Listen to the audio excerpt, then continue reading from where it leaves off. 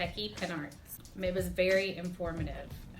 I've taught Facebook classes. I run Facebook ads for our business and came here because I'm never too humbled to learn something or to get an idea, and learned quite a bit. Loved the ideas that were shared. A lot of it is directly in line with what I know to be true and from my experience.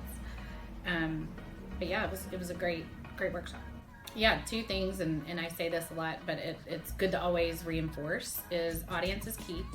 So if your ad's not working, you got to tweak your audience. If your creative's good and your wording's good and you know your message is good, you got to tweak that audience until it starts responding, and then follow up. So no lead is good until you actually close it. So if your audience is good and the leads are coming in and you're not closing anything, then it's got to be in the follow-up process somewhere.